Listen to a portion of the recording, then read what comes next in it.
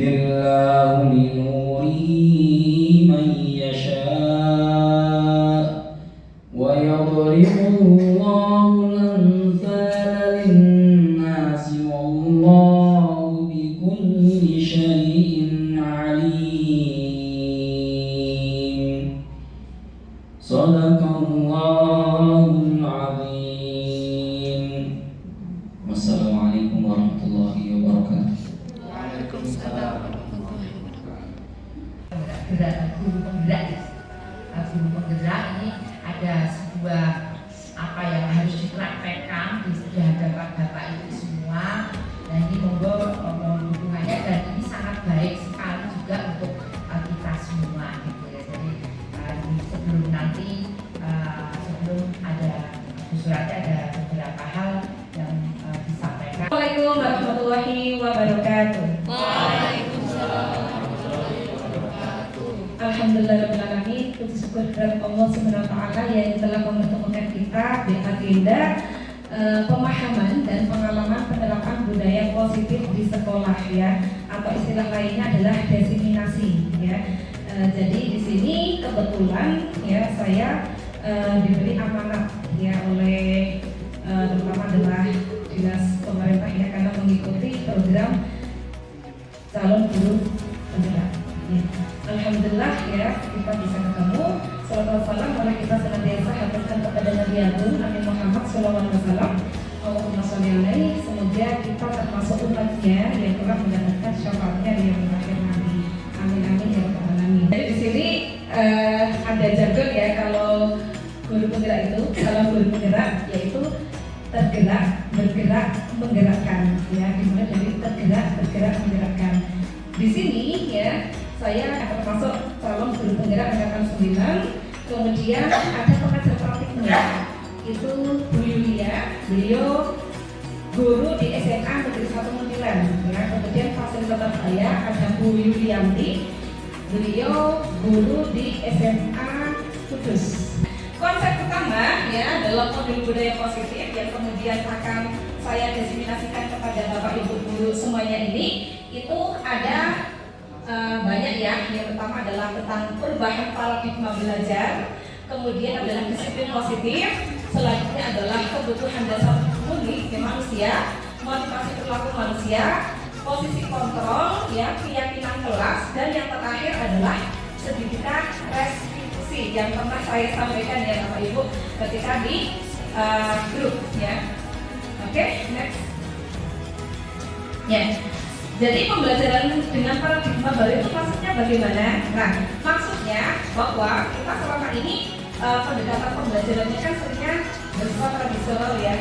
Nah, di sini maksudnya bagaimana? Kita akan lebih menekankan ke pembelajaran yang aktif ya, kolaboratif, dan berpusat pada murid. Titik tekannya adalah berpusat pada murid ya. Dan di sini juga menekankan pada teknologi karena kita mengajar pada anak-anak generasi Z ya. Kemudian pemecahan masalah, keterampilan berpikir atau bernalar kritis. Kemudian kita juga berharap terkait dengan kesejahteraan holistik secara menyeluruh pada murid. Nah, tujuannya apa? Tujuannya sangatlah jelas ya, yaitu menciptakan lingkungan pembelajaran yang lebih relevan, interaktif, dan sesuai dengan perkembangan zaman.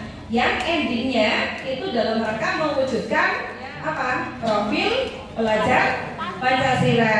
Oke, semuanya udah hafal ya Bapak Ibu? Yang pertama apa? Dimensinya beriman, bertakwa kepada Tuhan Yang Maha Esa, dan ya berangkat kuliah. Yang kedua, berkebinekaan global. Ketiga, gotong royong. Keempat, kreatif. Kelima, bernalar kritis. Dan yang terakhir, mandiri. Jadi harapannya semua guru itu nanti bisa mewujudkan siswa-siswa yang mempunyai karakter ini, profil belajar Pancasila. Oke, next ya. Nah, filosofi pendidikan Ki Hajar Dewantara itu seperti apa? Ya, kalau kita hafalnya, kalau Ki Hajar Dewantara dengan apa? Tuturi Handayani Ngarsosum Tulodo ing madya manungkarsa tuturi Handayani. Nah, di sini Jadi kita tahu ya pendidikan dan juga pengajaran berbeda ya. Nah di sini kalau menurut Ki Hajar Dewantara, pendidikan itu adalah menuntun segala kodrat yang ada dalam murid. Kodrat di sini ada kodrat alam dan kodrat zaman ya. Dan di sini ya kita berusaha mewujudkan keselamatan dan kebahagiaan setinggi-tingginya. Apa tadi? Kebahagiaan dan keselamatan setinggi-tingginya ya. Baik sebagai manusia ataupun anggota masyarakat. Dan saya yakin kalau di sini ya, karena Pak Ki Hajar Dewantara itu adalah seorang muslim, maka intinya bahagia, selamat dunia dan akhirat, seperti yang diharapkan dari Ihsanul Fikri juga seperti itu ya. Oke, next. Nah, Bapak Ibu bisa melihat ya, Bapak Ibu yang kami hormati ya, bisa dilihat di sana ada Pak Ki Hajar Dewantara, di mana di sini beliau mengibaratkan bahwa guru itu adalah seorang petani. Oke, guru adalah seorang petani, murid itu tanamannya ya, dan juga sekolah itu kita adalah sebagai tempat bercocok tanam. Apakah itu ladang, apakah itu sawah ya. Ya. Jadi ibarat ya bibit dan buah, bahwa pendidik itu adalah seorang petani ya, yang akan merawat ya, bibitnya itu disiangi, diambil gulmanya, diberi pupuk agar dapat berbuah ya, tumbuh berbuah ya. Dan di sini seorang petani itu tidak akan bisa merubah yang namanya kita menanam jagung nanti tumbuhnya padi. Nah, nggak akan mungkin itu. Itulah adalah kodrat alam. Kodrat alam yang ada dalam diri murid yang tidak mungkin kita itu akan mengubah-ubahnya, tapi kita mengarahkan ya di situ. Nah, di sini ya. Jadi kita berharap ya bahwa kalau mendidik itu jelas kita akan membentuk karakter, sedangkan pengajaran lebih pada yaitu memberikan ilmu pengetahuan agar mereka mempunyai wawasan yang luas. Bisa dipahami ya Bapak Ibu bahwa pendidikan dan pengajaran itu berbeda, tapi kita melaksanakan keduanya. Oke, next. Oke, nah sekarang kita akan membahas terkait dengan disiplin positif ya. Oke. Ya, jadi disiplin positif ya jelas akan membentuk yang namanya lingkungan budaya positif ya. Jadi harapannya bagaimana? Guru itu dapat berperan ya, yaitu dengan menjadi pemimpin pembelajaran yang dapat menumbuh kembangkan budaya positif untuk membentuk lingkungan sekolah yang aman, nyaman ya, sehingga para peserta didik atau murid itu dia bisa mengembangkan potensinya ya yang ada dalam dirinya. Nah, itu ya harapannya seperti itu. Nah, dan di sini ya kita juga berharap dapat mewujudkan profil pelajar Pancasila tadi. Nah, di sini disiplin diri itu diharapkan benar-benar ada motivasi diri dalam murid. Jadi bukan kemudian kita yang menyuruh begitu, tapi hadir dari diri sendiri atau adanya motivasi intrinsik ya. Maka Kak Hadir mengatakan ya bahwa murid yang merdeka adalah murid yang mampu memerintah dan mendisiplinkan dirinya sendiri, bukan diperintah atau didisiplinkan oleh orang lain.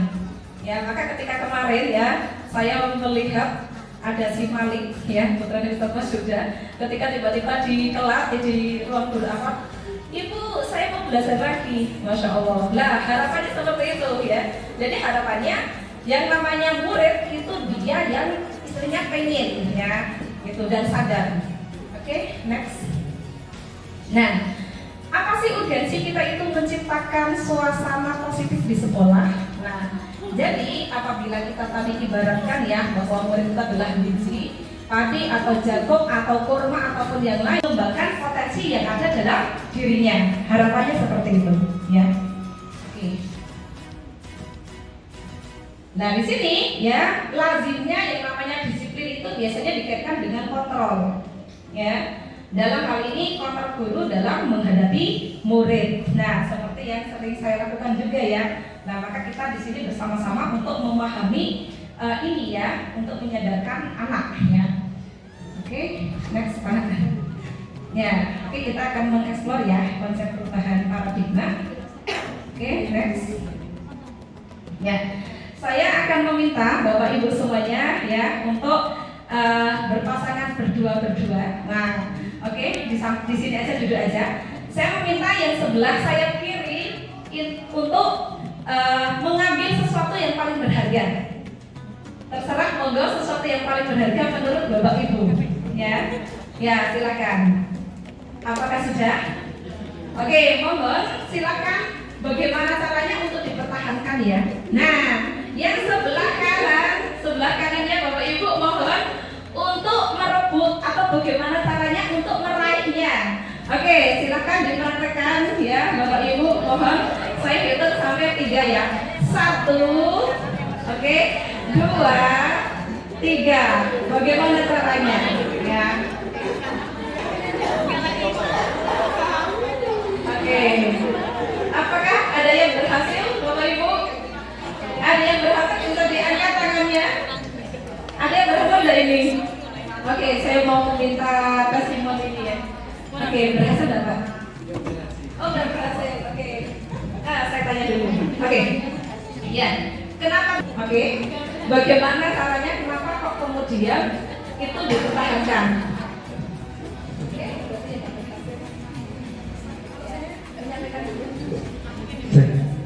Ya, saya gagal mengambil apa yang dipertahankan oleh Ustadz Adun, karena Ustadz Adun menyimpannya di bagian sensitif.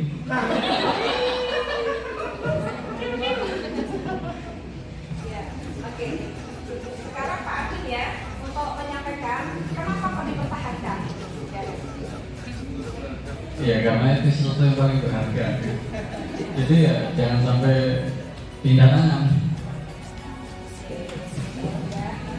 Oke, kita kasih aplaus ya untuk Ustaz Adun sama Ustaz Tauban ya. Nah, itu sebagai contoh ya teman-teman. Tadi teman-teman semuanya sudah berhasil mempertahankan ya, karena bagi teman-teman itu adalah sesuatu yang sangat bernilai berharga. Lah harapannya juga seperti itu.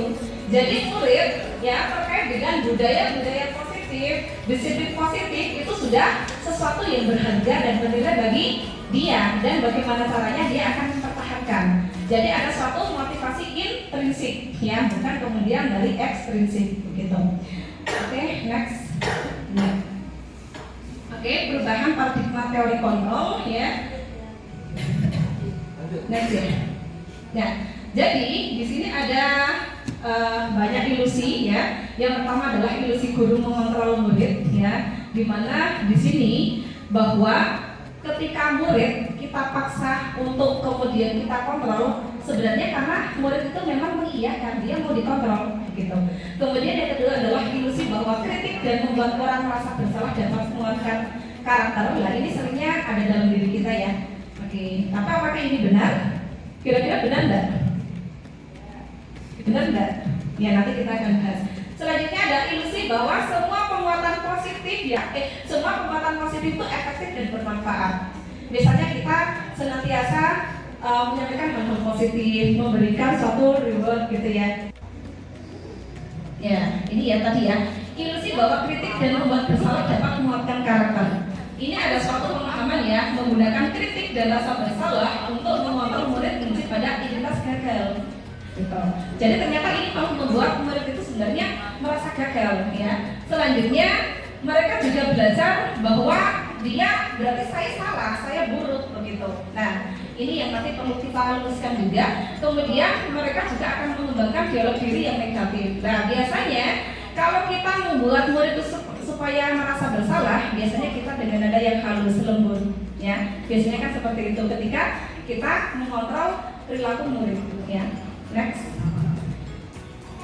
Oke, yaitu ilusi bahwa semua penguatan positif itu memiliki manfaat ya. Nah, padahal di sini ya, penguatan positif atau bujukan adalah itu merupakan bentuk kontrol ternyata. Kontrol kita terhadap murid ya. Dan segala usaha untuk mempengaruhi murid itu akan mengulangi suatu perilaku tertentu, dan di sini ya itu merupakan usaha juga ya untuk mengontrol murid. Dan di sini dalam jangka waktu tertentu ya, bahwa murid itu kadang tidak menyadarinya juga ya. Dan di sini endingnya nanti murid akan ketergantungan. Misalnya kita memberikan suatu reward. Nah, reward itu ternyata seperti itu. Nanti endingnya ketika rewardnya kita ambil atau tidak ada, kadang anak akan merasa kecewa. Ya, karena mereka tujuannya melakukan sesuatu karena ya reward. Nah, oke, next. Selanjutnya ya, ilusi bahwa orang dewasa memiliki hak untuk memaksa. Nah, ya, apa sih makna kata disiplin? Disiplin ya itu kira-kira dengan hukuman artinya sama enggak? Sama enggak kira-kira? Disiplin dan hukuman. Oke, beda. Oke, yang menyatakan beda tadi siapa? Bisa menyampaikan? Oke, ada yang mau mencoba menyampaikan hukuman sama disiplin sama atau beda? Oke, kita next aja ya, kita akan lihat. Nah, jadi di sini ya, sebenarnya kata disiplin itu dari bahasa Latin disiplina yang artinya belajar. Jadi disiplin itu artinya sebenarnya belajar. Dan disiplin diri itu artinya membuat ya orang menggali potensinya menuju sebuah tujuan. Ya, dan di sini ya dia akan menghargai itu ya. Tapi dalam budaya kita kadang ya kita memaknai kata disiplin itu adalah menjadi sesuatu yang dilakukan oleh seseorang ya, atau kita berusaha untuk mengontrol orang lain ya supaya orang itu mematuhi kita. Iya tidak? Ya, kadang seperti itu, dan ini ternyata tidak benar ya. Oke, next Pak. Nah, maka ya Ki Hajar Dewantara mengatakan bahwa yang namanya merdeka itu artinya tidak hanya terlepas dari perintah, tapi ya dia bisa memerintah dirinya sendiri. Jadi harapannya murid itu bukan karena kita perintah, tapi dia yang malah memerintah dirinya sendiri. Dalam artian dia memiliki motivasi intrinsik atau dari dalam, ya dia sadar sendiri. Harapannya seperti itu. Oke, next ya. Nah, oke, nah ini seperti yang tadi saya sampaikan ya. Jadi disiplin positif itu kadang kita membuat seseorang itu jadi tidak nyaman karena kita pinginnya dia patuh dengan kita, patuh dengan aturan-aturan kita. Tapi endingnya dia tidak nyaman ya. Kemudian di sini kita berharap ya bahwa seorang pendidik ya itu dapat menciptakan anak-anak yang memiliki disiplin diri sehingga mereka itu bisa berperilaku dengan mengacu pada nilai kebajikan atau nilai-nilai universal yang kita yakini. Ya, nilai kebajikan itu contohnya apa saja? Misalnya tanggung jawab, apalagi kebersihan. Oke ya, itu sebagai contoh ya. Dan di sini harapannya bukan karena ekstrinsik tapi intrinsik ya. Oke, next Pak. Ya, maka dikatakan berapa? Ada 1, 2, 3, 4, 5. Tiga atau berapa? Oke, kita lihat ya. Next Pak Anton. Ya, ada 5. Yang pertama adalah tentang hidup. Jelas ini kaitannya dengan jasmani kita ya. Sandang pangan papan ya. Kemudian rasa kasih sayang, afektif, rasa ingin diterima, rasa ingin diperhatikan ya. Kemudian kekuasaan, kebebasan, kesenangan. Nah, inilah yang kadang mendasari perilaku anak-anak kita. Ya, mohon maaf, misalnya tadi saya sering mendapati ya anak-anak meletakkan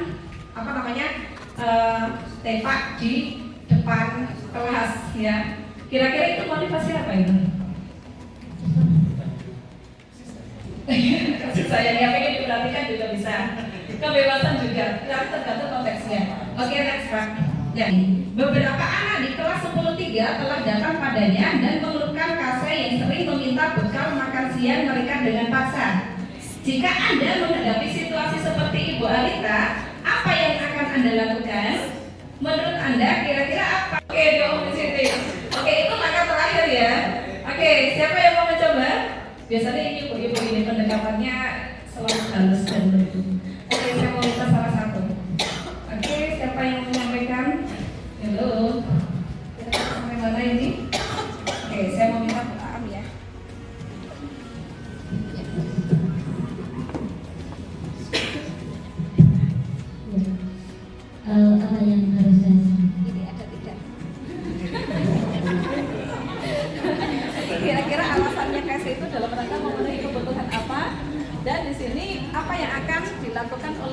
Aam ya selaku gurunya Kese yang mendapatkan laporan itu.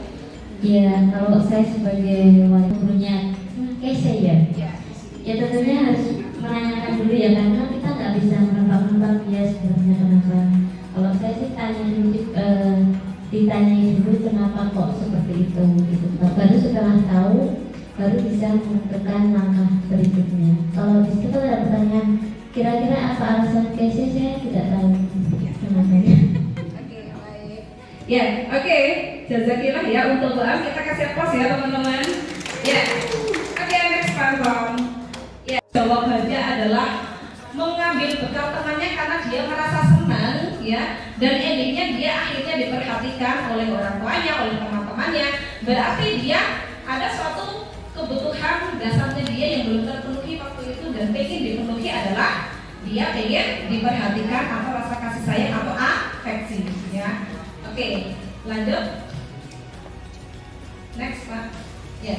Kemudian di sini kebutuhan kekuasaan. Ketika Kese menjawab ya, atau dia merasa hebat ya, karena dia bisa mengambil bekal-bekal milik temannya.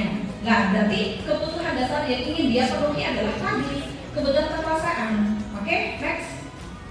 Ya.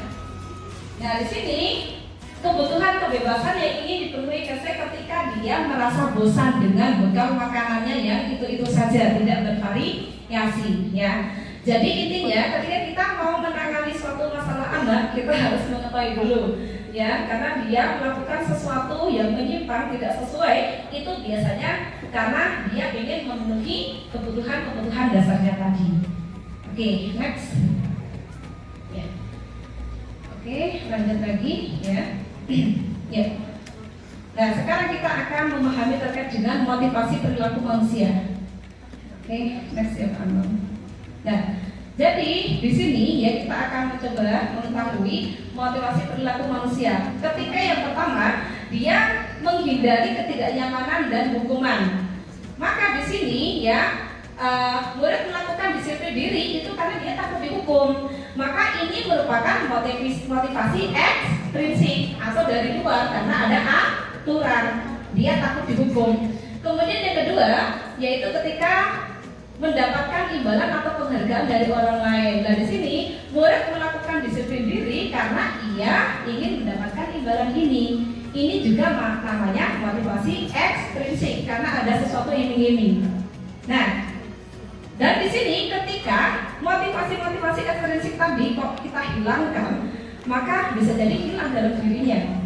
Dia tidak ada motivasi itu lagi atau ingin meraihnya lagi, ya. Kemudian, nah ini yang kita harapkan ya, menghargai nilai-nilai kebajikan diri sendiri. Murid melakukan disiplin diri karena dia sadar, ya. Dan di sini namanya motivasi intrinsik. Maka ketika semuanya dihilangkan, tidak ada reward, tidak ada punishment, dia tetap sadar melaksanakan hal-hal budaya positif yang ada di sekolah.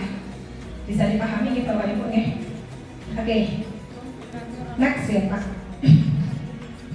Nah, hukuman dan penghargaan ya. Kalau hukuman ya di sini ada satu ciri-cirinya ya.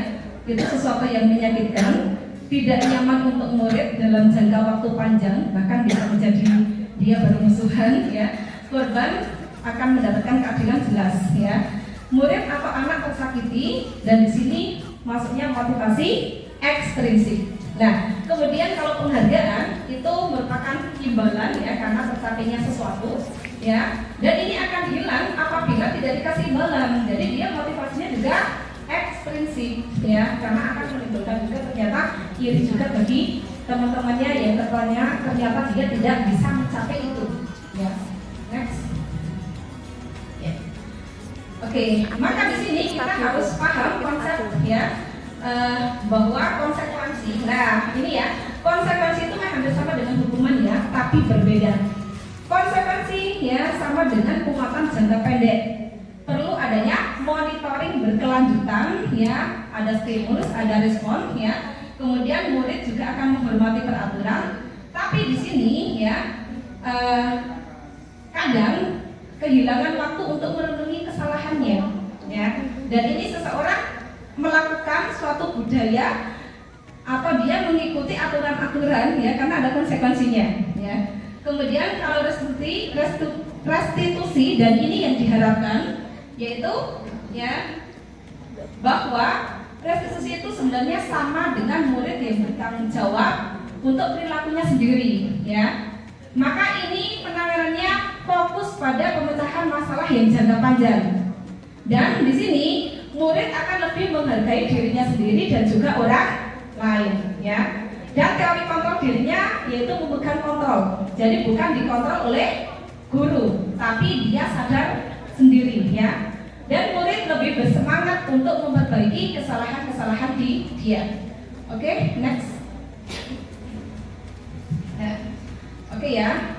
Perbedaannya apa? Kalau hukuman, guru menghukum ya dengan siswa misalnya diminta hormat bendera selama 10 menit. Kalau konsekuensi itu contohnya guru memberikan konsekuensi untuk mengerjakan PR-nya saat istirahat misalnya. Kalau restitusi itu biasanya guru menanyakan keyakinan kelas ya atau keyakinan diri dan membantu siswa menyelesaikan masalahnya. Jadi ada suatu proses diskusi dan anak sampai sadar menyadari sendiri ya. Next. Ya. Oke, nah di sini ya ada banyak banget ya konsep disiplin pendekatan restitusi. Nah, harapannya kita guru-guru itu melaksanakan restitusi di dalam penanganan terhadap kasus-kasus yang ada di dalam anak. Tidak kemudian menggunakan hukuman. Akan tetapi kita juga harus menyesuaikan ya tergantung juga kasusnya seperti apa ya. Apalagi memang setiap jenjang, setiap sekolah kan berbeda ya. Memang kadang tidak semuanya bisa dengan restitusi juga. Nah, karena kita melihat ya mana kasusnya yang bisa dengan restitusi ya. Oke, next Pak. Ya, keyakinan kelas. Oke, ya terkait dengan keyakinan kelas di sini. Oke, next Pak. Nah, keyakinan kelas ini harapannya terutama adalah para wali kelas ya. Wali kelas saya yakin sering membuat suatu kontrak belajar enggak ketika di awal-awal semester? Ya, sering direfleksi atau dievaluasi? Ya tidak.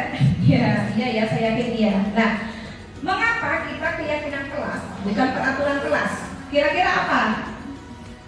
Oke, kenapa kita menggunakan kata-kata keyakinan kelas bukan peraturan kelas dengan menilik yang sudah tadi kita bahas terkait dengan hukuman, konsekuensi, restitusi. Oke, ada yang mau mencoba? Nah, sepertinya Pak Hisam ini. Ya. Pak Hisam senyum-senyum. Oke, Pak. Mungkin kalau peraturan itu sifatnya mengatur, tapi barangkali tidak diyakini gitu. Tapi kalau keyakinan kelas itu harapannya diyakini oleh siswa sehingga siswa tidak merasa barangkali berat dalam melaksanakan, tidak seperti peraturan yang mungkin akan dipaksa. Oke, kalau kayak untuk Pak Izam kita kasih aplaus ya. Oke, apakah pada sepakat dengan yang disampaikan oleh Pak Izam? Sepakat ya. Nah, oke, coba kita next ya, silakan Pak Ampun. Ya. Kita lihat terkait dengan pertanyaan ini. Oke ya, ini dijawab dengan jujur ya Bapak Ibu. Oke, dijawab dengan serentak ya. Mengapa kita memakai helm saat berkendaraan roda 2? Supaya aman. Oke, Bapak-bapak supaya apa? Supaya tidak polisi, supaya tidak ditilang. Oke, jawaban jujur ya, Masya Allah, barakallah. Selanjutnya, mengapa kita memiliki peraturan mencuci tangan setiap saat? Ya, supaya bersih. Itu jawaban normatif atau fakta? Normatif atau fakta? Fakta. Alhamdulillah, barakallah ibu-ibu. Bapak-bapak coba. Jawabannya apa? Hello? Oh, sampai dalam nasinya. Ya, oke ya, kita next ya. Oke, jawaban secara normatifnya next kantong ya. Pasti yang pertama dalam rangka untuk keselamatan, ya, gitu, keamanan, ya. Kemudian yang kedua kesehatan. Ini jawaban yang benar, yang normatif yang seharusnya. Tapi ketika tadi sudah ada dalam diri kita keyakinan itu, maka kita akan melaksanakan dan itu perlu sadar. Nah, contohnya saya mencontohkan keluarga saya sendiri ya. Ya, ini Pak Zahim. Pak Zahim itu ke Mbak Novi aja pakai helm terus. Di dalam ini aja pakai reteng kanan kiri gitu ya. Nah, saya sendiri itu karena ya Allah Bibi coba tuh Mbak Novi kok yang pakai helm gitu ya. Jangan malu-maluin Bi gitu. Ternyata malah sudah menerapkan ini. Waduh, kalau saya belajar ini jadi malu. Astagfirullah gitu ya. Oke, ternyata begitu ya teman-teman. Jadi itu tadi kita sudah yakin ya memakai helm dalam rangka tadi ya keselamatan. Jadi tidak melihat itu ada polisi atau tidak. Kemungkinan Pak Zaid belajar dari kasusnya Ahja ya. Nah, kasus ada yang jatuh di mana depan gor ya. Dan itu sangatlah sederhana sekali ya. Kita nggak tahu, waduh jatuh cuma hanya di area bisa non-fikri aja. Dan ternyata sampai membuat patah tulang, masya Allah ya. Seperti itu ya. Itu menyadarkan saya juga. Oke ya, lanjut ya. Nah keyakinan itu ini ya, nilai-nilai keselamatan atau tadi kesehatan itu yang disebut keyakinan ya. Jadi itu merupakan nilai-nilai kebajikan ya yang harus diyakini oleh masing-masing pribadi. Nah keyakinan kelas itu dibuat atas dasar keinginan dari para murid ya dalam rangka untuk mewujudkan kelas impiannya. Maka tidak ada hukuman, tidak ada ciri-cirinya apa? Yang pertama bahwa keyakinan kelas itu bersifat lebih abstrak ya, nggak kelihatan ya, karena itu masih bentuknya nilai. Jadi kalau dalam pelajaran sosiologi nilai itu abstrak. Untuk mewujudkan perlu adanya yang namanya norma atau aturan. Maka kadang aturan juga butuh ya, enggak teman-teman? Ya, tapi tadi ya bukan kemudian dikit-dikit hukuman ya. Nah ini yang perlu kita pahami lagi. Kemudian yang kedua, keyakinan kelas berupa pernyataan. Yang ketiga, pernyataan keyakinan kelas senantiasa dibuat dalam bentuk positif. Dan yang keempat, keyakinan kelas hendaknya tidak terlalu banyak. Oke, next. Ini udah apa ya? Aduh. Oke, ciri-cirinya itu ya teman-teman. Oke, lanjut Pak. Oke, dicoba ya. Dilarang mengganggu orang lain. Kalau keyakinan kelas jadinya apa? Jawabannya apa kira-kira? Kan kalau peraturan bentuknya kadang negatif ya. Dilarang mengganggu orang lain. Keyakinan kelasnya ini udah ada, kita dengarkan dulu keduanya. Dengarkan dulu ya. Ya, hadir di sekolah 15 menit sebelum pembelajaran dimulai. Maka bagaimana untuk keyakinan kelasnya? Bahasanya apa kira-kira? Datang tepat waktu. Oke, coba dilihat. Nah, betul sekali. Oke, next ya. Saya yakin ibu-ibu semuanya di sini sudah bisa memahami ya bagaimana membentuk keyakinan kelas. Oke, next ya. Oke, bisa next ya. Jadi contoh ya, saya sudah melaksanakan praktik di kelas 12 IPS 3 ya. Jadi di situ ada satu diskusi dengan anak-anak ya. Kita bisa menggunakan sticky note untuk anak-anak menuliskan dimulai dari aturan-aturan sekolah. Ya, aturan sekolah atau asrama anak disuruh menuliskan di depan ya. Setelah itu kita pilah-pilah ya. Dan kemudian kita ubah yang tadi berusaha menggunakan kalimat negatif menjadi positif ya, seperti itu. Dan endingnya ya. Oke, nah ini adalah keyakinan kelas 12 IPS 3. Yang pertama, merapikan barang pribadi, mengikuti aturan sekolah, menjaga kebersihan dan kerapian, menjaga aurat, menghormati dan menghargai guru, menyayangi sesama, rajin mengikuti KBM, membudayakan 6S, ditambahi S yang terakhir adalah semangat, ya, senantiasa semangat, dan melaksanakan semua kewajiban di sekolah, misalnya dia tiket, ya, dan sebagainya. Oke, next. Nah, ini ya, jadi posisi kontrol guru itu ternyata ada 5 ya. Kadang kita sebagai penghukum, ya enggak? Kita kadang sebagai pembuat rasa bersalah, kadang sebagai teman, kadang sebagai pemantau dan manajer. Oke, di sini yang sering kita lakukan yang mana ya teman-teman? Pembuat rasa bersalah. Ya, pembuat rasa bersalah sama saya juga. Kalau enggak apa? Pemantau. Kalau enggak teman. Nah, ternyata yang paling tepat harusnya bagaimana ini? Yang paling tepat harusnya manajer. Oke, ya, kita next ya. Oke, jadi penghukum itu biasanya patuhi aturan sekolah lalu berdiri. Ini contohnya misalnya terkait dengan memakai seragam hitam ya. Next. Kalau buat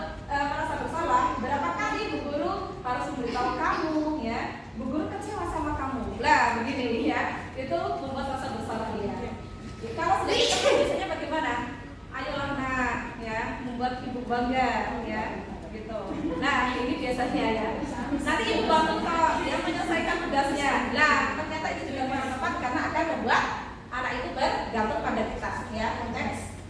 Nah, kalau memantau itu misalnya gini, kamu sudah melanggar apa peraturan dan konsekuensinya, kamu sudah tahu kan? Nah, misalnya begitu. Oke, next. Kalau manajer itu kita akan mencoba ya, apakah kamu tahu kesalahanmu? Kira-kira apa yang akan kamu lakukan untuk memperbaiki diri? Apa harapannya kamu ya kedepannya mau menjadi apa? Nah seperti itu. Oke, ternyata yang paling tepat adalah manajer. Oke, next. Oke, kita coba. Oke ya, kita coba jawab ya. Saya kecewa sekali dengan kamu. Berarti guru membuat rasa bersalah. Oke, next. Ya, sudah kali ini tidak apa-apa. Nanti ibu bantu bereskan. Tenang. Oke, next. Apa yang telah kamu lakukan? Memantau. Oke, next. Apa rencana kamu untuk memperbaiki? Oke, next. Selalu. Pasti selalu yang terakhir selesai. Apa ini? Membuat rasa bersalah. Oke, next ya.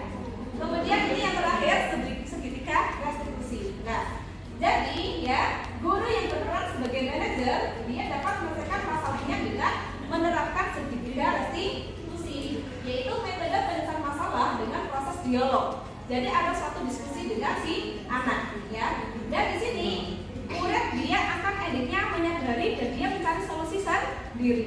Nah, ini harapannya. Oke, next. Nah, jadi segitiga restitusi itu ada 3 tahap. Yang pertama adalah menstabilkan identitas. Setelah itu adalah validasi tindakan yang salah. Dan yang terakhir menanyakan keyakinan. Oke, next. Nah, jadi kalau menstabilkan identitas itu misalnya seperti ini ya. Ya, misalnya ya, berbuat sorry itu tidak apa-apa. Kamu juga ada temannya kok. Dulu ibu juga pernah melakukan hal yang sama. Sehingga anak tidak merasa langsung hakimi seperti itu ya. Kalau validasi tindakan yang salah, kita mencoba mencari tahu alasan kenapa dia seperti itu. Kita harus tahu motivasi dia apa, kebutuhan yang ingin dia harapkan itu apa, gitu. Sehingga kita tidak akan salah langkah di dalam melakukan penanganan misalnya pembinaan. Nah, yang terakhir menanyakan keyakinan. Jadi kita menanyakan, kamu sudah tahu kan keyakinan sekolah kita apa? Tahu gitu ya, apa saja. Kira-kira apa yang kemudian belum kita laksanakan? Misalnya gitu ya, atau kamu laksanakan gitu. Ya, oke, next. Nah, di sini ada kasus satu yang ini sudah saya praktekkan ya. Oke, nah di sini Bu Surati selaku wali kelas 12 IPS 3 mendapatkan laporan dari guru bahasa Jawa ya, bahwa si Hafsah kelas 12 IPS 3 ketika pelajaran ini asik sendiri ya ngobrol gitu. Nah, kemudian di sini ya, saya akan berusaha untuk melakukan segitiga restitusi di dalam menangani kasus si Hafsah ini. Oke, bisa dilihatkan. Ya. Siapa ini? Aca ya.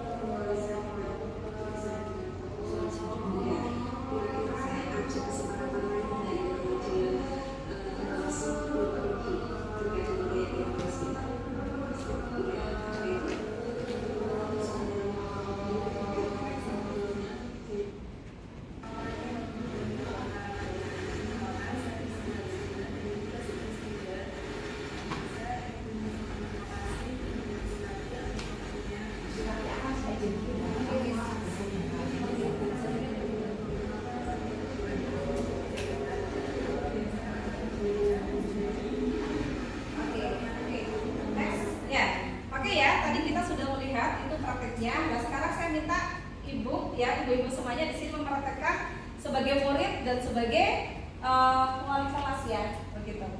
Oke, bukan wali kelas tapi guru ya. Ini kasusnya ya.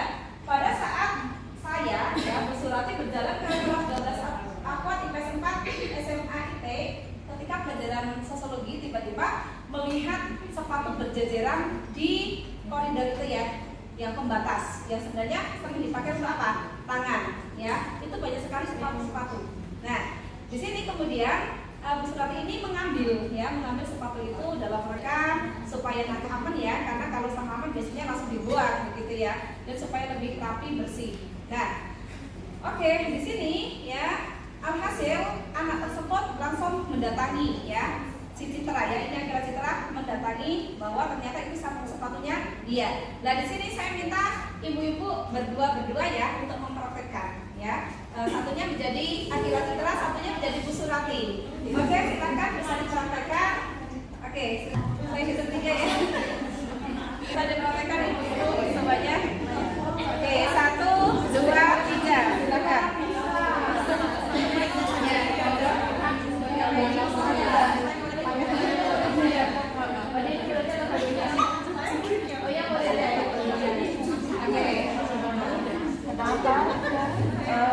Mbak Akila tahu kenapa bisa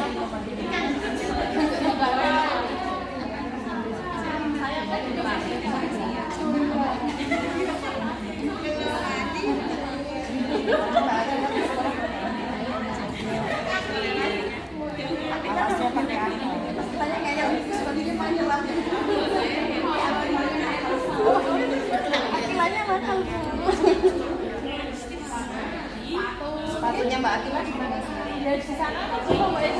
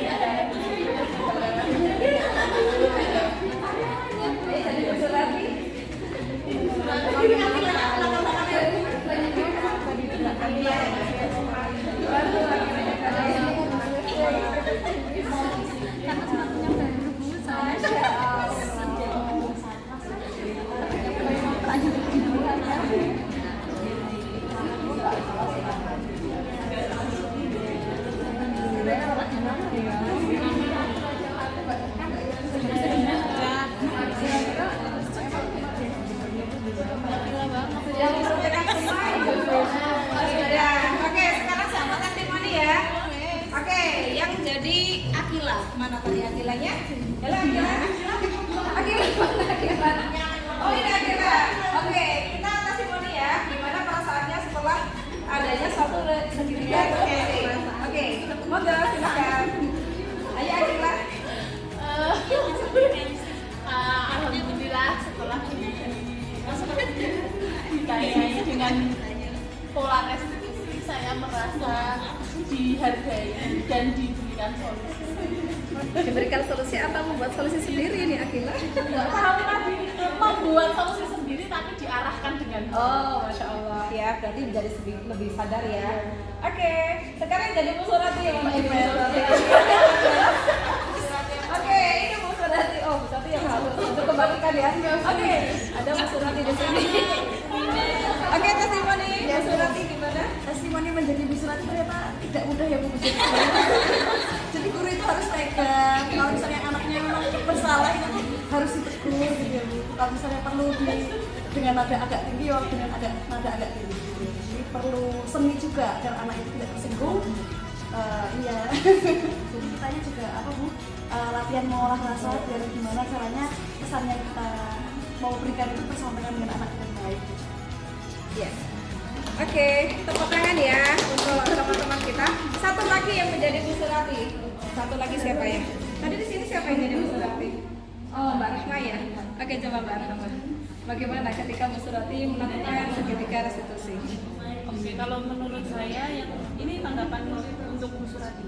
Ya, maksudnya ketika dia menerapkan segitiga restitusi, ya, bukan kemudian menghukum, tapi segitiga restitusi. Yang pertama dengan memberikan pemakluman dulu, tetapi harus mengetahui kondisi di lapangannya, faktanya seperti apa. Gitu. Apakah memang anak tersebut melakukan tersebut dengan sengaja atau tidak sengaja gitu. Yang kedua dengan memberikan pemahaman tentang ketertiban atau selayaknya harus seperti apa. Kemudian mengingatkan kembali bahwa dengan tidak menyalahkan, tapi mengingatkan untuk lain kali lebih baik lagi dan lain kali coba diletakkan di tempat yang seperti seharusnya. Oke, kita kasih aplaus ya untuk Bu Ida juga Bu Rahma ya. Oke, next, ini terakhir ya. Ya, ini ya. Jadi dalam penerapan program disiplin positif, hendaknya itu guru memang memiliki suatu standar kepribadian. Dia lebih profesional dan juga soalnya juga baik, gitu ya. Dimana guru mampu merefleksi, jadi senantiasa mengevaluasi, merefleksi apa yang sudah dia lakukan, ya, pada posisi kontrolnya saat ini. Bagaimana perjalanan dirinya sebagai seorang amom atau sebagai posisi manajer. Jadi di sini ketika segitiga restitusi itu dipraktekkan, guru posisinya sebagai manajer, bukan lagi menjadi penghukum, bukan lagi menjadi pemantau, bukan lagi menjadi teman, bukan lagi menjadi apa satunya? Pembuat rasa bersalah. Tapi kita memposisikan diri kita sebagai manajer. Ya, kira-kira mudah atau susah? Susah ya, saya sendiri juga susah sekali ya. Tapi kita mencoba untuk belajar ya, supaya tadi tumbuh budaya positif itu karena dari motivasi intrinsik dalam murid, bukan lagi ekstrinsik, bukan lagi karena adanya peraturan, bukan lagi karena ada hukuman, bukan lagi karena konsekuensi, bukan lagi karena adanya imbalan atau reward, tapi benar-benar sadar dari dalam sendiri. Yang pertama ya, ibu-ibu tadi mendapatkan materi apa ya? Oke, silakan salah satu aja. Sama yang satunya adalah apa yang akan ibu lakukan ya, ibu lakukan ketika menangani anak ke depannya setelah mendapatkan materi itu. Oke, saya minta salah satu bisa merefleksikan. Dasar manusia paham ya bahwa anak itu masih hidup sebagai tadi itu bisa berarti, dan mereka ketika menerapkan anak tidak langsung menjadi, tapi terus mengisi otak otaknya. Ya, terus harapan ke depannya apa yang akan dilakukan Bu Alin ketika menangani kasus anak itu? Harapan kedepannya untuk diri saya sendiri adalah ketika menangani anak itu lebih sabar, sehingga apa yang keluar pertama itu bukan amukan, bukan suatu gas ya Bu ya, tapi lebih ke menanyakan latar belakangnya tadi. Ya, berarti mau menerapkan apa tadi?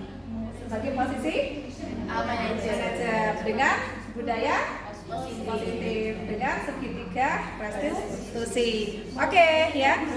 Oke semuanya ya, ibu-ibu semuanya alhamdulillah sudah selesai ya terkait dengan agenda kita, dan saya berharap semuanya bisa mendapatkan sesuatu yang positif ya. Amin. Dan bisa diterapkan dalam kita membersamai anak didik kita ya, sehingga mereka bisa menuju profil pelajar Pancasila. Oke ya. Mohon maaf ketika banyak salah dan hilaf ya. Dan saya mengucapkan jazakumullah khairan katsiran. Wassalamualaikum warahmatullahi wabarakatuh.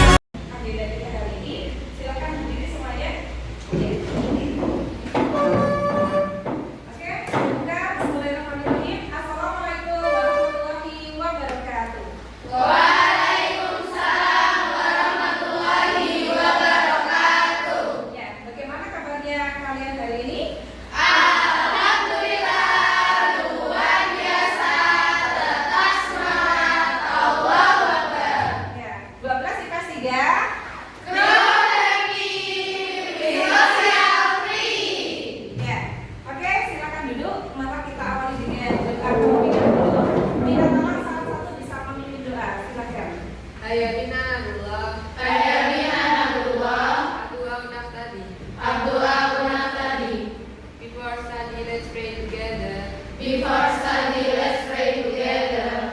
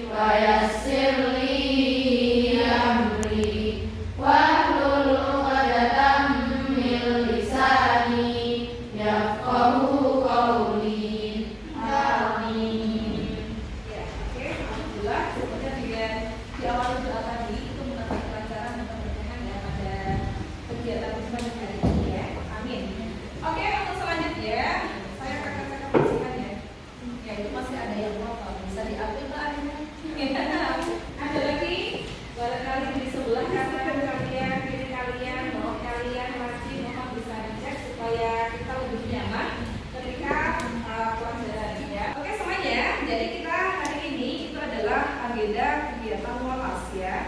Jadi agenda kita itu adalah keyakinan kelas 12 IPS 3. Kita akan membentuk keyakinan kelas 12 IPS 3 ini ya.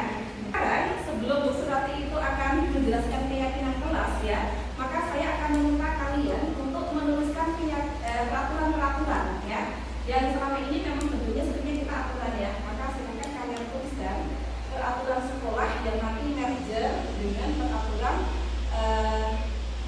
kelas dan juga asrama. Ini yang nanti dihubungkan dengan di kelas kita. Begitu ya. Silakan kalian menuliskan dan nanti kalian akan tempel di depan. Ya, silakan ditulis. Ya, setiap anak satu-satu aja nggak masalah. Biasanya ada beda ya. Misalkan tidak sama dengan samping-sampingnya. Ya, kalau sama di belakang-belakang kan nggak tahu ya dia bisa apa, tapi sama sampingnya yang tidak sama. Oke.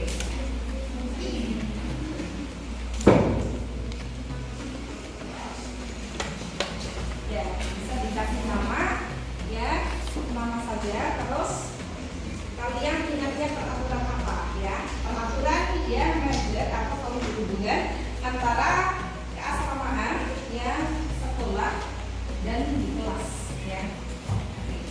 Karena ini akan nanti kita bentuk menjadi sebuah keyakinan untuk diri. Tulisannya yang besar aja ya. Oke, kalian menuliskan dua aja ya. Jadi nggak usah banyak-banyak, cukup dua aja yang kalian tulis. Nanti kalau sudah itu ditempelkan ke depan ya, dan dalam bentuk log ya. Jadi biar memperlihatkan seperti pada layar di depan ya. Kita kalau sudah itu harus solid ya, harus seperti yang kelembagaannya itu juga lebih ditingkatkan ya, sehingga kita nyaman dalam belajar, kita nyaman dalam menghafalkan ya, karena kalian kelas praktik ya. Jadi tujuan kita bisa lebih mencapai. Sekarang bersama-sama ya, silakan dibawa ke depan, dimulai.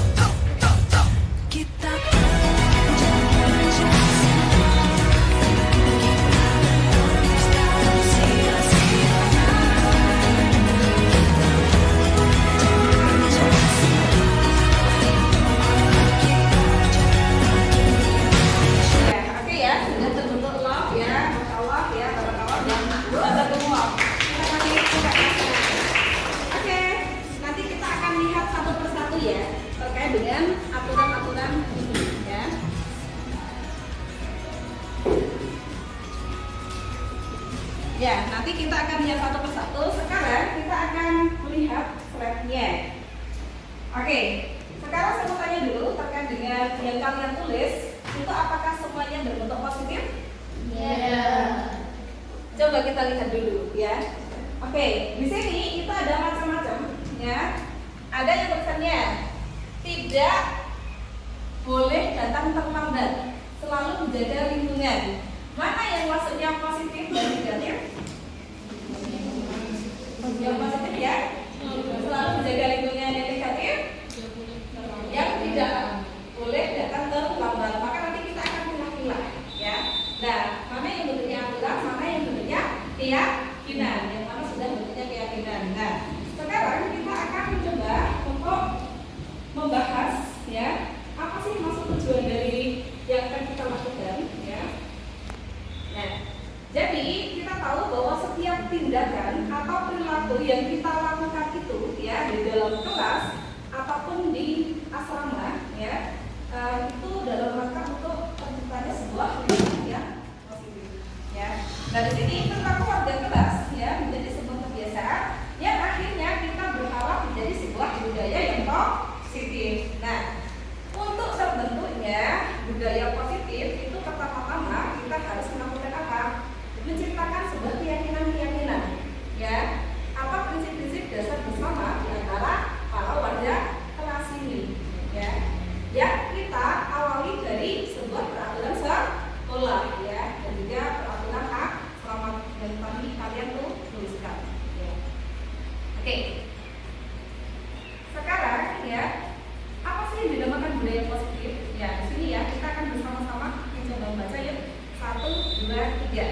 Budaya positif di sekolah yaitu nilai-nilai dan kebiasaan-kebiasaan di sekolah yang berpihak pada peserta didik agar mereka dapat berkembang menjadi pribadi yang kritis, penuh hormat dan bertanggung jawab.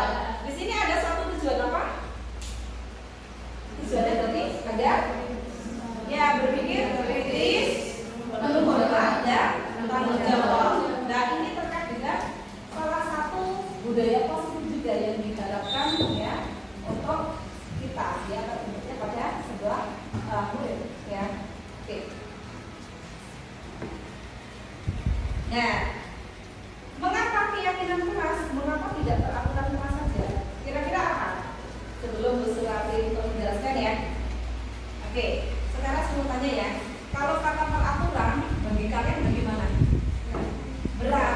Oke, ada sesuatu apa? Kalau ada aturan, ada sanksi ya. Karena kita juga mau pelajari dalam pelajaran sosiologi ya. Ada norma. Norma itu apa? Seperangkat alat sholat ya, bukan alat sholat ya, seperangkat aturan ya yang dijadikan sebagai pedoman dan di situ yang melanggar dikenakan sanksi. Nah jelas berarti aturan atau norma itu nanti akan ada sanksinya. Ketika ada kata sanksi pasti dalam benak kalian bagaimana? Takut ya. Kira-kira ketika sudah takut berarti motivasi kalian itu dari dalam kalian atau dari luar? Dari luar. Kalian berarti misalnya memakai seragam itu munculnya karena ada aturan atau memang sudah sadar dari dalam diri? Ya karena ada aturan. Kalau misalnya tidak aturan kalian memilih pakai apa? Bebas. Ya seperti itu ya. Jadi kita sedikit paham ya kenapa kok kita lebih ke keyakinan bukan peraturan ya. Oke. Nah, ini dijelaskan kita akan bahas di sini. Nah, sekarang kalian sudah jawab ya. Mengapa kita memakai helm saat berkendaraan roda 2? Oke. Ya, kita akan simpan dulu. Yang kedua, mengapa kita memiliki peraturan mencuci tangan setiap saat? Oke, sekarang kira-kira jawabannya kalian apa? Untuk yang soal pertama? Karena adanya peraturan. Apa lagi? Keamanan. Apa lagi? Biar tidak ditilang. Oke, macam-macam ya. Tapi sebenarnya ada sesuatu nilai kebajikan yang harusnya kemudian kita utamakan. Kalau itu motivasinya dari dalam diri kita. Apa kira-kira? Untuk jawaban pertama? Aman. Keselamatan. Ya enggak? Kalau yang kedua, apa kira-kira kalau kalian jawabannya ini? Mengapa kita memiliki peraturan mencuci tangan setiap saat? Kesehatan supaya bersih. Adakah yang kemudian di sini karena ada aturan? Tidak. Berarti kalian sudah sadar dari dalam diri. Nah, oke ya. Maka di sini kami bisa melihat juga jawabannya. Kemungkinan jawaban yang hampir semua orang ya keselamatan. Maka ketika misalnya kita sudah sadar dari dalam diri bahwa itu dalam rangka keselamatan, maka ketika misalnya kita mau ke Mbak Novi, kira-kira pakai helm tidak? Enggak. Ya jelas iya gitu ya. Oke, kalau misalnya dari asrama ke sekolah pakai helm tidak? Tidak. Kalau keselamatan ya? Pakai, gitu ya. Oke, masih ingat ya kejadian anak saya si Ada itu sangat sepele ya enggak? Kejadiannya di mana? Di depan. Itu masih di depan di area Ihsanul Fikri. Jadi yang namanya apa kecelakaan itu kita tidak tahu kapan terjadi. Maka ketika dalam diri kita ya sudah muncul motivasi intrinsik atau sadar dalam rangka keselamatan, maka kita akan memakai dimanapun dan ada, ya enggak? Dan ini yang sudah dicontohkan itu adalah Pak Zahid ya. Saya itu kadang Abi, coba topik saja kok memakai helm gitu kan. Abi jangan aneh bi gitu. Gitu. Padahal malah itu yang bagus ya enggak? Karena dia sudah menyadari ya. Gitu. Bukan kemudian karena takut ditilang ya atau kena sanksi. Nah, seperti ini. Oke, kita akan lanjut lagi ya. Kalau yang kesehatan ternyata kalian luar biasa ya. Senantiasa menceritakan. Oke, emang kalian ketika misalnya keluar, misalnya naik kendaraan umum senantiasa bawa handphone aja? Iya. Ini akibat dari apa?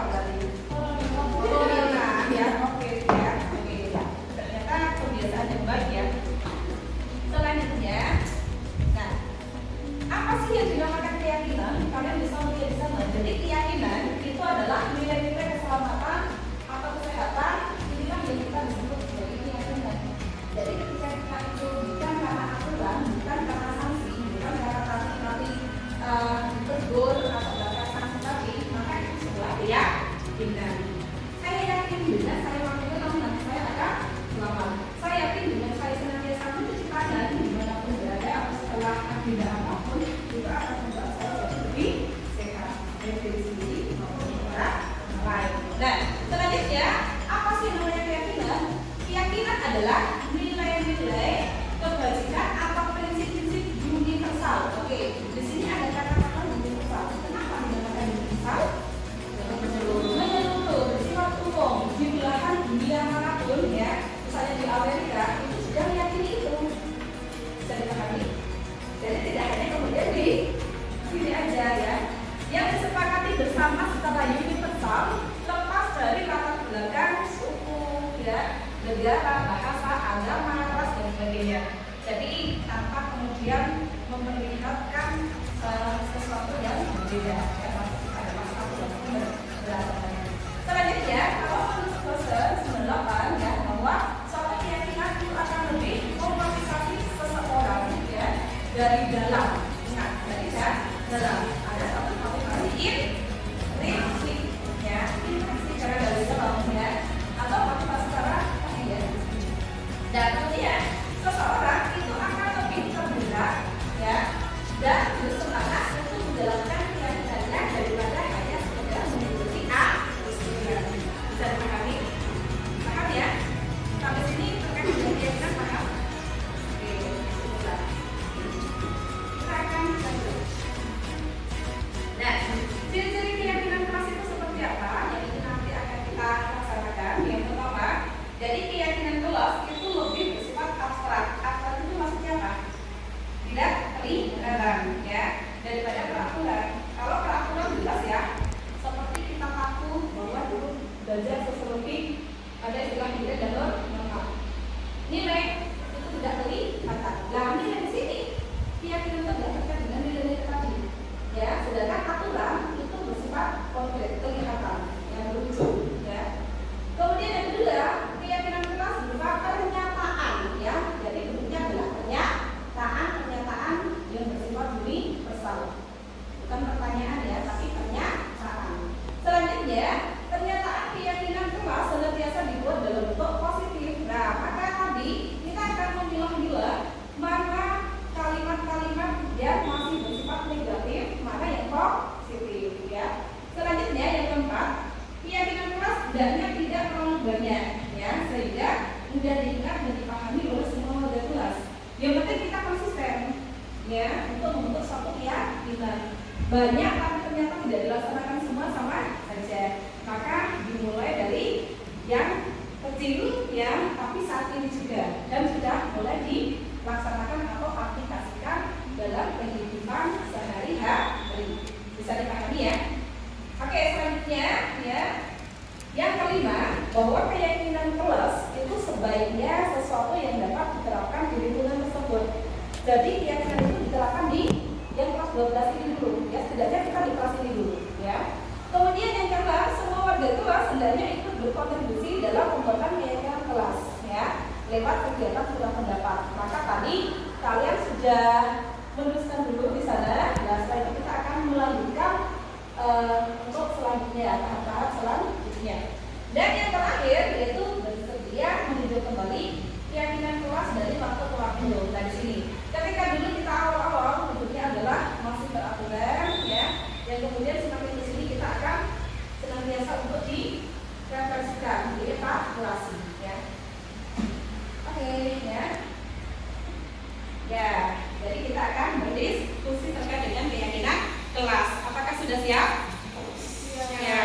Tapi di sini kan ada yang nonton dulu kalau nonton hari ini, ya. Oke ya. Supaya tidak dapat kita akan ya kita asli ya. Tebak judul lagu anak-anak.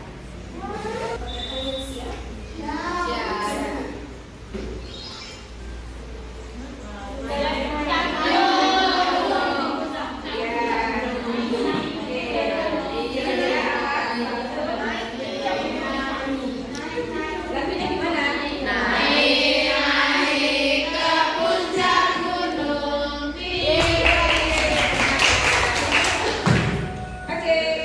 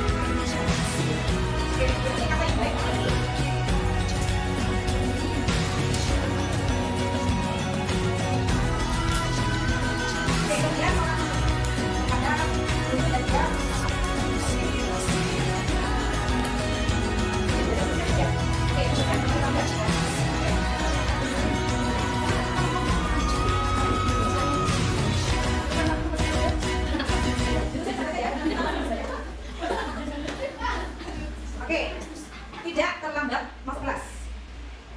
Tidak bolos. Tidak terlambat. Ya, tidak terlambat. Terus bawahnya tidak bolos. Selanjutnya tidak membuli. Tidak membuli teman. Ya. Yang piket tidak keluar piket ya sebenarnya. Oke, tidak kata-kata ada. Udah, kita udah.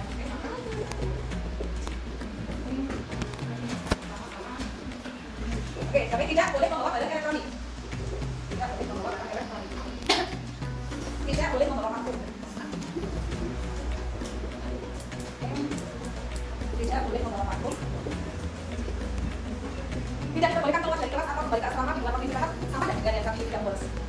Tadi terus, oh ya, sama ya. Oke, jadi sudah kita ceritakan karena ada beberapa yang mirip, maka sudah kita jadikan satu ya. Oke, saya akan hapus di sebelah sini. Nah, sekarang seperti yang tadi sudah kita ketahui bahwa peraturan itu ada yang berbentuk positif dan negatif. Tapi kalau keyakinan dalam bentuk kalimat positif, maka akan kita rubah di sini ya. Oke, silahkan. Yang sudah berarti dicentang-centang aja. Oke, kita cek ya. Nanti Mbak Isna bisa membantu dicentang kalau yang sudah positif. Merapikan barang pribadi sudah belum? Sudah. Aja. Tidak boleh bawa kartu? Sudah. Lekat tidak boleh tidak. Ya tidak boleh bawa kartu. Apa? Mengikuti aturan sekolah kita ya. Oke, tidak ada. Tidak. Jadi tidak. Oke, selanjutnya sudah ada pekerjaan terapi ya. Sudah belum? Sudah ya. Oke, saya lihat. Oke. Sudah ada lagi. Silakan, sudah dapat sudah? Sudah. Oke, sudah boleh membawa barang elektronik? Jadi ini dari satu apa? Sekolah. Oke, dengan saja salah. Oke, kemudian menghormati guru? Sudah. Oke, tidak membeli berarti apa? Menyayangi. Oke ya. Menyayangi yang sudah? Sudah ya. Tidak membolos berarti apa? Tidak membolos. Yang memiliki KPM. Oke, maka ini sudah kita memiliki KPM. Ini sudah. Oke, selanjutnya tidak terlambat. Tepat waktu atau di sini. Oke. Kalau pelajaran ya, kita ya. Terus sekarang mereka pada sudah. Oke, kita. Yang kita tidak pakai yakin apa? Tidak pakai kita tidak jawab. Melaksanakan kewajiban. Oke. Soal satu kepada dulu kita ya. Oke. Nah, ini menjadi sebuah keyakinan. Oke. Satu ya. Keyakinan. Kelas. Ini ada apa ya? Oke, ada yang dijadikan satu ya. Misalnya 1, kemudian 2, 3, 4, 5, 6 ya. 6. Oke, kemudian sudah bawa ini 7. Oke, tidak tambah ini 8. Kemudian kita oke ini 9. Apa itu? Yang akan kita 10.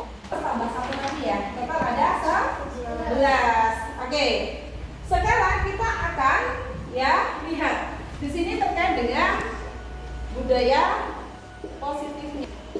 Kayak nilai kebajikan universal. Oke ya. Mbak Isra bisa duduk lagi, terima kasih ya. Ini benar.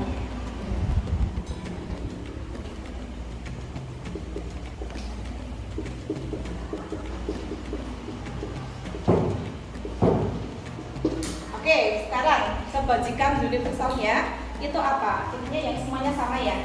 Misalnya kayak tadi ya, memakai helm itu dalam rangka keselamatan ya.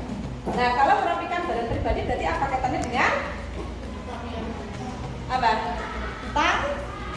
Tanggung jawab. Oke ya. Yang pertama berarti tanggung jawab. Selanjutnya yang kedua apa? Kedua tidak boleh bawa vakum. Maksudnya yang kedua tadi sama ya. Disiplin. Oke.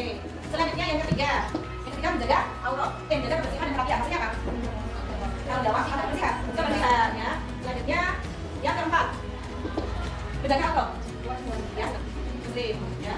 Jadi ini namanya nggak jawab ya. Selanjutnya yang kelima, menghormati guru, tidak membuli, bukan ya, anggap ya, adab, beradab, mudah, dan teman, jadi gitu ya. Oke, selanjutnya ya, atau mesti bisa juga sama, santun ya, kalau bahasa santunnya, kalau dalam Islam tadi ada ya. Selanjutnya apa lagi?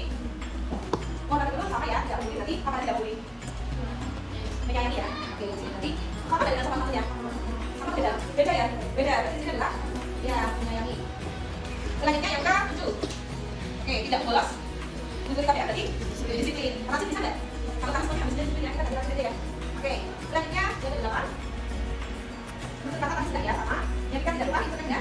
Kewajiban juga sama satu sudah. Tapi ya, jadi kita bacakannya apa ada? 7 ya.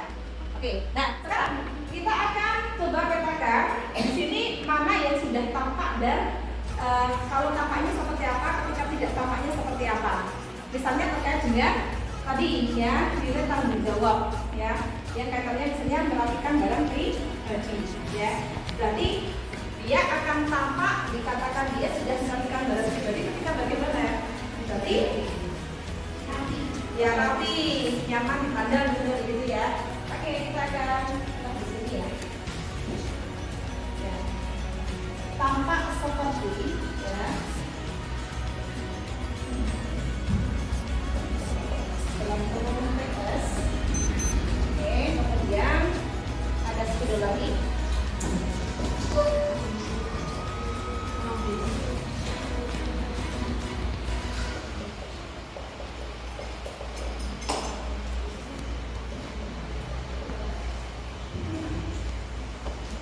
Ya, tidak tampak seperti itu namanya PTS.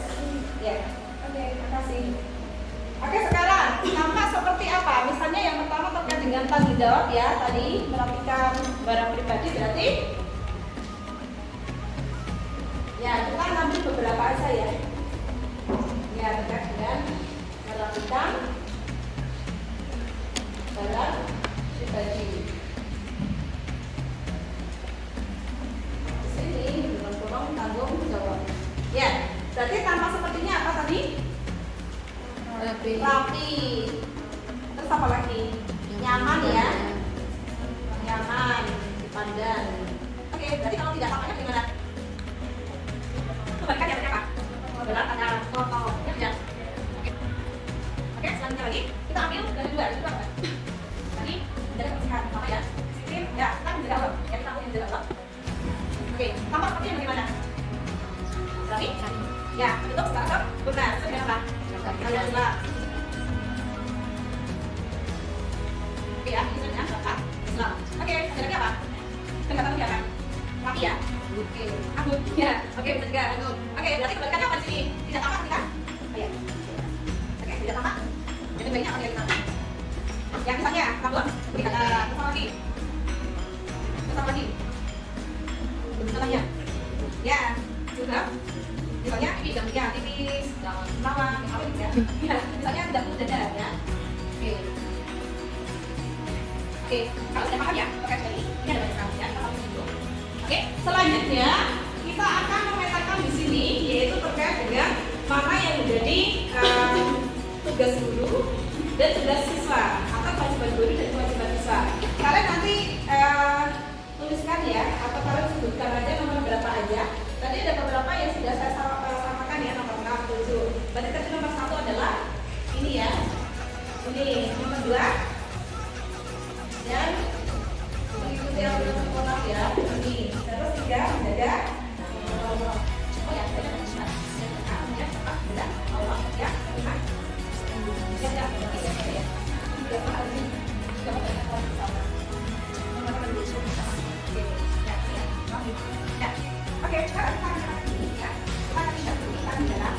Ya, jadi tugas dulu dan tugas kalian kita berada. Gitu ya.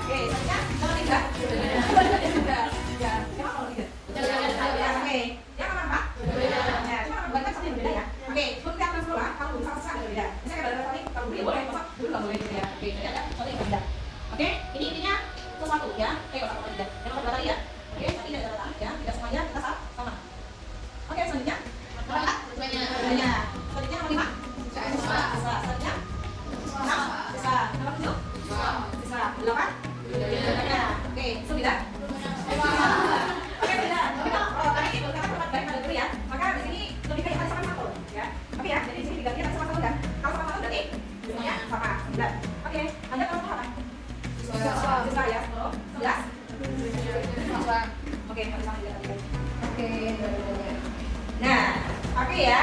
Jadi ini alurnya seperti ini ya. Tapi intinya kita akan membentuk sebuah keyakinan.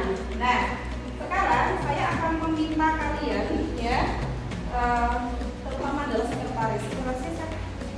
Ya, nanti dibuat ya terkait dengan keyakinan kelas ini dalam bentuk infografis ya, yang kemudian akan kita print dan kita tempel ya. Oke.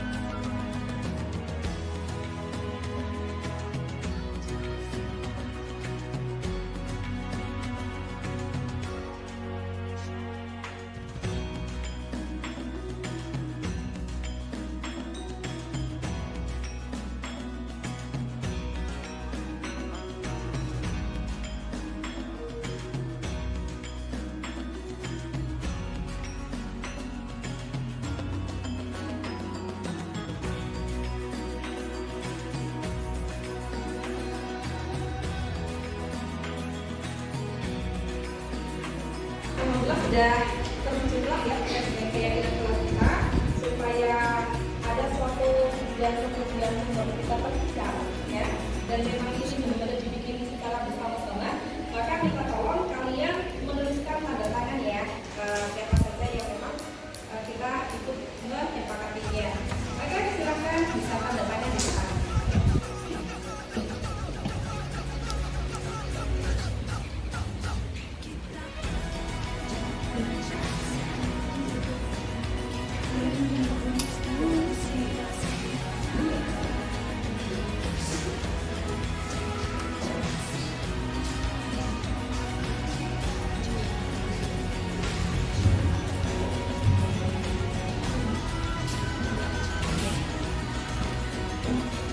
Oke ya semuanya, terima kasih ya kalian sudah menandatangani di sini, dan ini nanti akan kita tempel juga ya bersama dengan keyakinan kelas yang sudah kita buat di infografis tadi. Begitu ya, jazakumullah ya semuanya. Harapannya terkait dengan keyakinan kelas ini.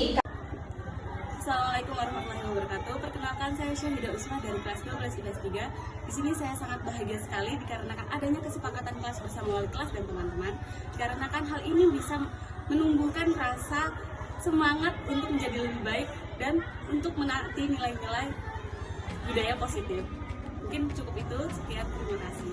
Karena yang membuat kesepakatan adalah kita bersama, maka harapannya nanti juga benar-benar dilaksanakan. Maka kita di sini saling mengingatkan, saling memantau teman-temannya ya, dan kemudian harapannya nanti sudah membudaya dan menginternalisasi dalam kehidupan kita sehari-hari. Ya, oke, itu saja ya.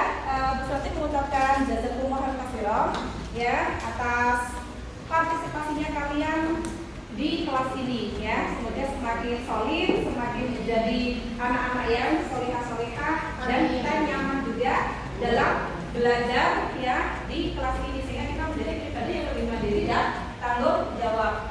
Oke, itu saja ya. Terima kasih. Wassalamualaikum warahmatullahi wabarakatuh.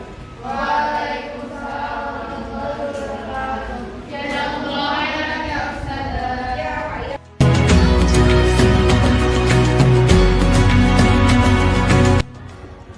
Assalamualaikum warahmatullahi wabarakatuh. Perkenalkan, saya Syahida Usma dari kelas 12 IPS 3.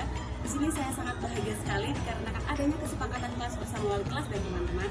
Dikarenakan hal ini bisa menumbuhkan rasa semangat untuk menjadi lebih baik dan untuk menaati nilai-nilai budaya positif. Mungkin cukup itu, sekian, terima kasih. Assalamualaikum warahmatullahi wabarakatuh. Perkenalkan, saya Nadika Auliana Fazal dari kelas 12 IPS 3. Di sini saya merasa sangat senang dan bersemangat ketika membuat keyakinan kelas bersama wali kelas dan teman-teman satu kelas. Karena menurut saya hal ini sangat penting untuk diterapkan, karena dapat meningkatkan solidaritas kami sekelas dan dapat menumbuhkan sikap saling mengingatkan satu sama lain. Mungkin sekian. Wassalamualaikum warahmatullahi wabarakatuh.